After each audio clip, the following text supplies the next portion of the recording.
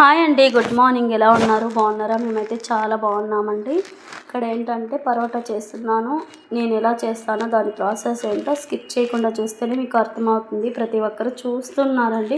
High points అయితే ఇవ్వండి, like కొట్టండి, కామెంట్ చేయండి, సబ్స్క్రైబ్ చేయండి. ఓకేనా? ఇక ప్రాసెస్లోకి వెళ్ళిపోతే ముందుగా నేనైతే మైదా పిండి తీసుకున్నాను. అందులోకి కొంచెం సాల్ట్, కొంచెం ఒక్క చిటికెడంత షుగర్ వేసుకోండి. అలాగే ఉప్మా రవ్వ ఉంటుంది కదా, అది వేసి బాగా కలిపేసి నేను చూపించినట్లు ఇలాగ కట్ చేసుకొని ఇలా తిక్కేసుకొని కట్ చేసుకొని దాని మీద ఆయిల్ వేసి రౌండ్ షేప్లో ఇలా తిక్కేసి కాల్ చేసుకోండి. ఓకేనా? నిజంగా అంటే చాలా బాగుంటాయండి టేస్ట్. ఉప్మా రవ్వ వేయడం వల్ల క్రిస్పీగా బాగుంటుందండి. ఒకసారి ట్రై చేయండి. నేను ఎప్పుడు పరోటా చేసినా ఈ విధంగానే చేస్తానండి. ఇలాగ చూడండి. ఒకసారి ఒక చేత్తో వీడియో తీస్తూ ఇంకొక చేత్తో తిప్పుతూ మీకు చూపిస్తున్నాను అనమాట. అలా చేసుకోండి. ఇంకా పెనం మీద ఆయిల్ వేసి పరోటాని కాల్ చేసుకోవాలండి. ఒక 3-2 అయిన తర్వాత చేత్తో కొట్టేసుకోవాలి. అది ఎలా కొడతానో లాస్ట్లో చూడండి.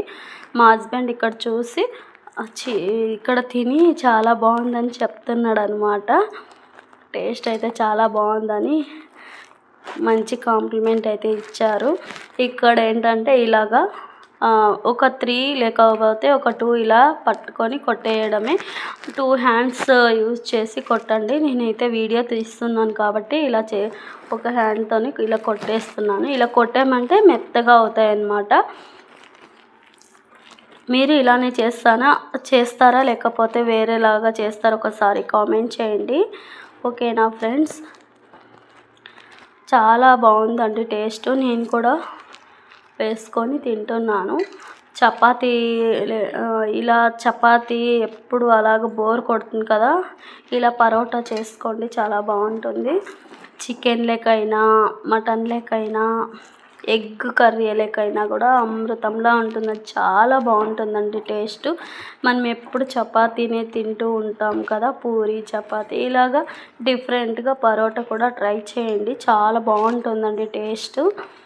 నేను అప్పుడప్పుడు పరోటా కూడా చేస్తాను. చాలా బాగుంటుంది. మా బాబు కూడా తిని చాలా బాగుందమ్మా టేస్ట్ అని చెప్పినాడు. ఈ వీడియో అయితే ఇంతే అండి. నెక్స్ట్ వీడియోతో కలుస్తాను. బాయ్ అండి. Thank you so much.